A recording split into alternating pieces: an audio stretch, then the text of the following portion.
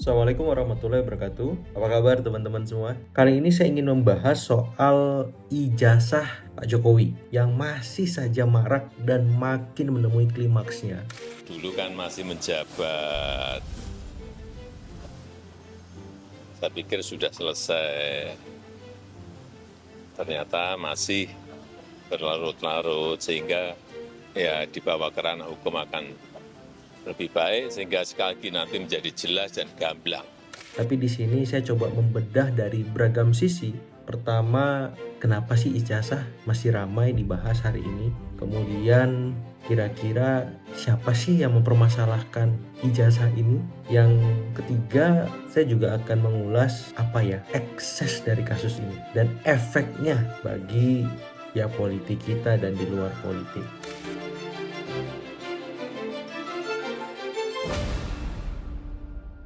Assalamualaikum warahmatullahi wabarakatuh. Apa kabar teman-teman semua? Semoga semua sehat ya, walafiat, tetap semangat, selalu kuat menghadapi segala tantangan dan beragam kontraksi-kontraksi ekonomi yang hari ini mestilah kita rasakan bersama. Nah, kali ini saya ingin membahas soal ijazah Pak Jokowi yang masih saja marak dan makin menemui klimaksnya. Tapi di sini saya coba membedah dari beragam sisi. Ya, pertama, kenapa sih ijazah masih ramai dibahas hari ini? Kemudian, kira-kira siapa sih yang mempermasalahkan ijazah ini? Seperti itu. Nah, yang ketiga, saya juga akan mengulas ekses dari kasus ini dan efeknya bagi politik kita dan di luar politik. Nah, itu mungkin sebagai arahan untuk memantik diskusi. Teman-teman yang ingin menyampaikan tanggapan dipersilahkan lewat kolom komentar seperti biasa. Kita coba akan bahas bersama.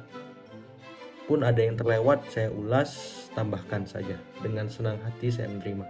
Seperti itu. Yang pertama soal ijazah. Kenapa sih ijazah ini kok masih saja diulas, dibahas ya dari 2016, kemudian ada putusan setelah 2019, sekarang 2025 ya. Di antara itu Pilpres juga sering mengemuka, jadi nggak mengenal musim tampaknya.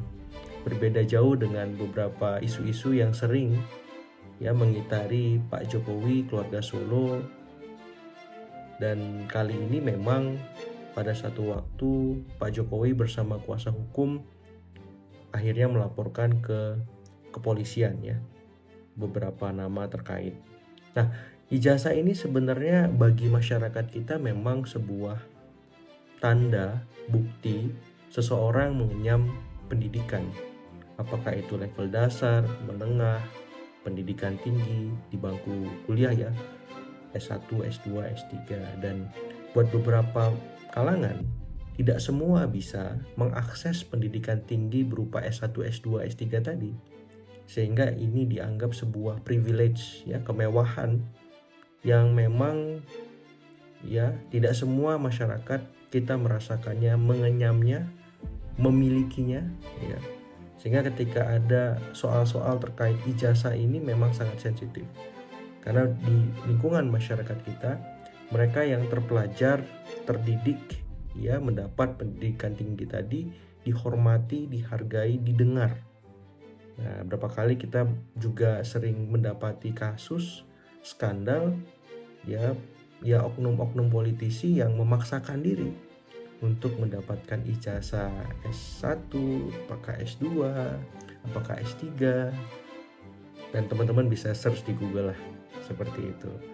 Nah, sehingga ketika ini marak dan kemudian menjerat ya Pak Jokowi, tentu publik bertanya-tanya bagaimana ijazah Pak Jokowi. Padahal Pak Jokowi sendiri sebenarnya sudah berulang kali menegaskan bahwa ijazah beliau memang asli, beliau alumni Fakultas Kehutanan UGM. Dan pihak UGM pun sudah memverifikasi itu dengan solid ya, lewat wakil rektor dan beberapa teman-teman kuliah Pak Jokowi sendiri. di Fakultas Kehutanan. Di luar itu yang memverifikasi juga banyak sebenarnya. Ya, selain UGM kampus ya, kita tahu karena Pak Jokowi mendaftar di KPUD ya waktu wali kota Solo ya semacam itu, kemudian KPU provinsi waktu maju di Pilkada Jakarta tahun 2012, kemudian KPU pusat ya di mulai 2014 kemudian 2019 ya, dan para pihak terkait utamanya partai koalisi pengusung di masing-masing event elektoral tadi. Jadi sebenarnya itu yang saya agak cermati betul ya, kira-kira di mana nanti celah dan selanya, sehingga soal dan kasus ini memang akan terus menarik perhatian publik. Ujungnya di mana? Seperti itu. Tapi sebelum membahas lebih jauh soal kasusnya secara hukum, karena saya tidak ahli di sana, saya akan mengulas di poin kedua. Siapa sih yang mempermasalahkan ini? Apa motif mereka? Karena buat saya dalam politik penting ya hal semacam ini untuk membuat kita utuh melihat secara objektif dari mana akar muasalnya ya, kemudian apinya, karena tidak mungkin ada asap kalau tidak ada apinya, seperti itu. Dan beberapa nama yang seringkali muncul itu adalah teman-teman yang memang berada di seberang kekuasaan. Dan analisa saya di banyak tempat saya mengungkapkan bahwa ini ada ekses dari pemerintahan Pak Jokowi 2 periode plus Pilpres 2024 kemarin. Jadi residu-residunya masih terjadi hingga sekarang karena jauh dari kata selesai. Nah, teman-teman yang memprotes ini saya apresiasi ya, karena ini mengawal sistem kita berpolitik, berdemokrasi, berbangsa, mengingatkan kalau memang ada kekurangan, keterbatasan. Tapi memang arahan-arahan yang mengemuka sehingga dilaporkan oleh Pak Jokowi bersama tim kuasa hukumnya ke kepolisian memang diduga sudah tadi ya menyinggung beliau sangat dalam, dan memang agak susah kalau sudah arahnya ke sana karena masing-masing pihak merasa punya bukti ya. Kalau bahasa teman-teman di seberang ada premier evidence ya, bukti utama yang itu menjadi landasan mereka mengungkap status ijazah Pak Jokowi. Pun di pihak Pak Jokowi juga punya premier evidence karena beliau pemegang ijazahnya, beliau pemegang skripsinya, disertai bukti-bukti dari institusi-institusi resmi yang kita anggap kredibel selama ini. Tapi di luar itu semua memang kasus ijazah ini menyita perhatian publik. Tidak seperti kasus-kasus yang selama ini selalu menyertai perjalanan politik Pak Jokowi. Apalagi di saat yang sama ada Mas Gibran juga yang masih menjabat sebagai wakil presiden.